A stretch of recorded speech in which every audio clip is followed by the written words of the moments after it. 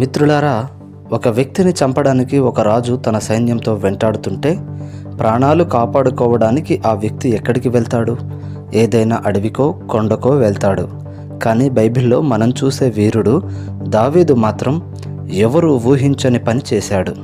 తను చంపిన గొల్యాతు స్వగ్రామమైన గాతు పట్టణానికే, ఆ గొల్యాతు రాజు దగ్గరికే వెళ్ళాడు. అసలు దావీదుకు అంత ధైర్యం ఎక్కడిది?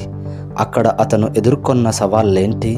ఒక ఇజ్రాయేలు కాబోయే రాజు శత్రువుల దగ్గర పిచ్చివాడిగా ఎందుకు నటించాల్సి వచ్చింది? ఈ ఆసక్తికరమైన విషయాలన్నీ ఈరోజు వీడియోలో క్లియర్గా తెలుసుకుందాం. చరిత్రలోకి వెళ్తే, సౌలు రాజు దావీదును చంపాలని కంకణం కట్టుకున్నాడు. దావీదుకు అర్థమైపోయింది ఇక ఇజ్రాయేలు దేశంలో తనకు రక్షణ లేదని. అందుకే అతను నేరుగా ఫిలిస్తీయుల నగరమైన గాతుకు వెళ్ళిపోయాడు. కానీ అక్కడ ఒక ట్విస్ట్. ఆకీషు రాజు సేవకులు దావీదును గుర్తుపట్టేశారు. వారు రాజుతో ఏమన్నారో తెలుసా? రాజా, ఇతను ఆ దేశపు రాజు కాదా? సౌలు 1000 కొలది, దావీదు 10,000 కొలది హతము చేశాడని పాటలు పాడింది ఇతని గురించే కదా అని గుర్తు చేశారు. దావీదు చేతిలో గొల్యాతు కత్తి ఉంది. చుట్టూ గొల్యాతు బంధువులు, సైనికులు ఉన్నారు. దావీదుకు చెమటలు పట్టాయి. ఇక్కడ సీన్ ఒక్కసారి ఊహించుకోండి. తప్పించుకోవడానికి దారి లేదు. అప్పుడు దావీదు ఒక మాస్టర్ ప్లాన్ వేశాడు. అదే నటన. తలుపుల మీద పిచ్చి గీతలు గీస్తూ, గడ్డం మీది నుండి ఉమ్మి కారుస్తూ ఒక వెర్రివానిలా ప్రవర్తించాడు. అది చూసిన ఆకీషు రాజు ఏమన్నాడో తెలుసా? నా దగ్గర పిచ్చివాళ్ళు తక్కువయ్యారా? వీడిని ఎందుకు తెచ్చారు? పంపించేయండి అన్నాడు. అలా దావీదు తన తెలివితేటలతో మృత్యువు నోటి నుండి తప్పించుకున్నాడు. కొన్ని సంవత్సరాలు గడిచాయి. సౌలు వేట తగ్గలేదు. దావీదు మళ్ళీ అనుకున్నాడు, ఎప్పటికైనా సౌలు చేతిలో చనిపోయే కంటే ఫిలిస్తీయుల దేశంలో ఉండటమే సేఫ్ అని. ఈసారి ఒంటరిగా కాదు, 600 మంది సైనికులతో, తన 2 భార్యలతో కలిసి మళ్ళీ అదే గాతు రాజు ఆకీషు దగ్గరికి వెళ్ళాడు. ఇక్కడ మనకు ఒక సందేహం రావచ్చు.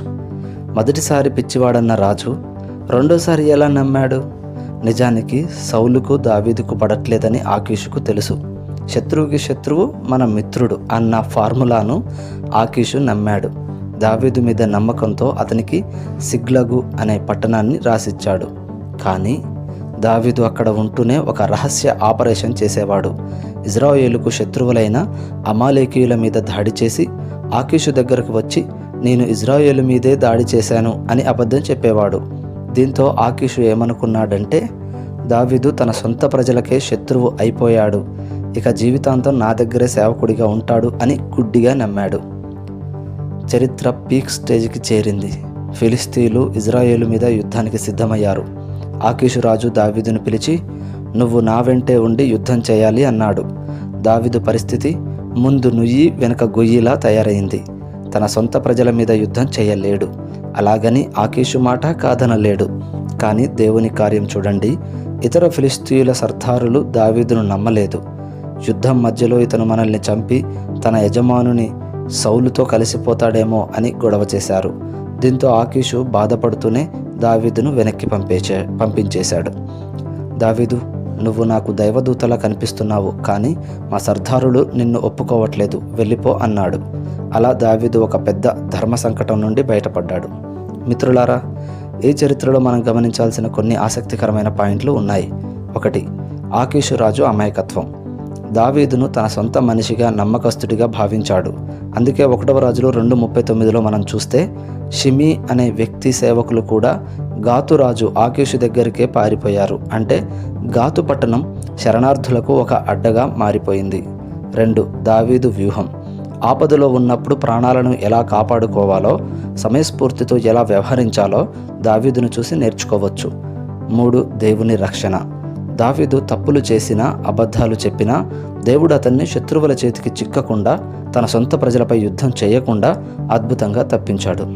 ఈ చరిత్ర మీకు ఎలా అనిపించింది? దావీదు చేసిన ఈ పిచ్చివాడి నటన కరెక్ట్ అంటారా, లేక అది తప్ప? మీ అభిప్రాయాన్ని కామెంట్స్లో తెలియజేయండి. ఇలాంటి మరిన్ని ఇంట్రెస్టింగ్ బైబిల్ హిస్టరీ వీడియోల కోసం మన ఛానల్ని సబ్స్క్రైబ్ చేసుకోండి. Thank you.